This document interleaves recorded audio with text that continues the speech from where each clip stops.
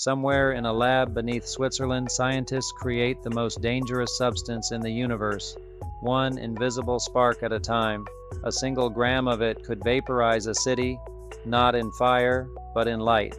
This isn't science fiction. This is antimatter, real, unpredictable, and it holds more power than anything humanity has ever known. And we've only just begun to unlock its secrets. At the beginning of the universe, matter and antimatter were created in perfect balance, two sides of the same coin, but somewhere along the way, matter won.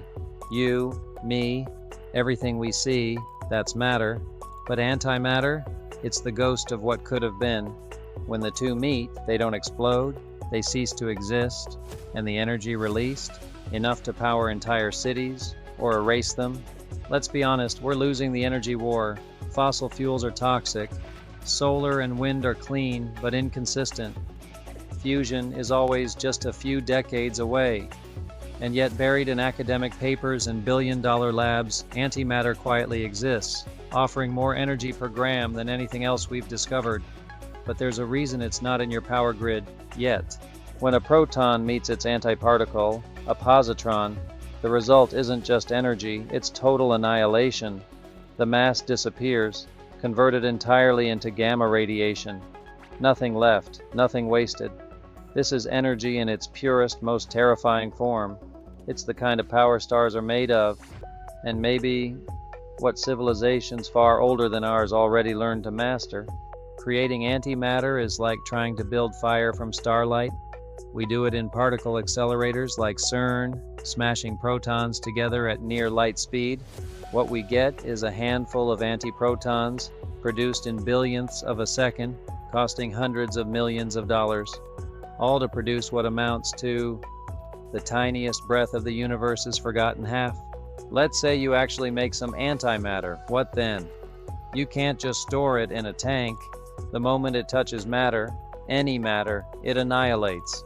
So we suspend it in magnetic fields, floating in vacuum chambers like it's cursed. The tiniest containment error and you don't get a leak, you get obliteration. It's the ultimate do not touch experiment. Now imagine you get it right. 1 kilogram of antimatter could power a spaceship to Mars in weeks. No refueling, no pollution, just pure propulsion at a fraction of the weight of chemical fuel. Entire cities could run on it. No smog, no waste. The math checks out, the future's there, but the tech, still crawling. Here's the punchline. 1 gram of antimatter would cost you $1 trillion. That's not an exaggeration.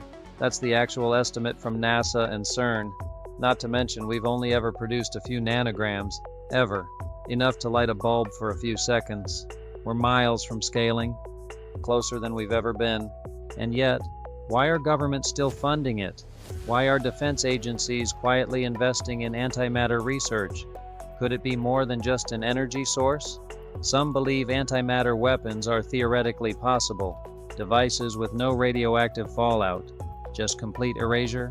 Others believe it's the next great race, more valuable than oil, gold, or data. There's another mystery. Why does our universe have almost no antimatter?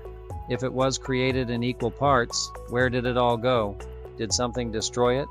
Or was it taken, used by civilizations long before us, who learned to control it? Maybe we're not creating antimatter at all. Maybe we're just rediscovering it. In 100 years, your grandkids might live in cities powered by dark energy, riding on ships propelled by antimatter thrusters. Or maybe we never get there. Maybe it's too dangerous, too unstable, too tempting. Antimatter is the ultimate gamble, one that could save us or erase us entirely.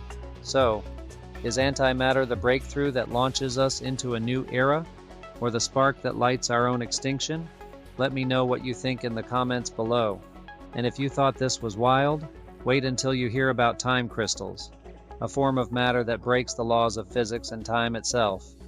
That video's waiting for you, right now.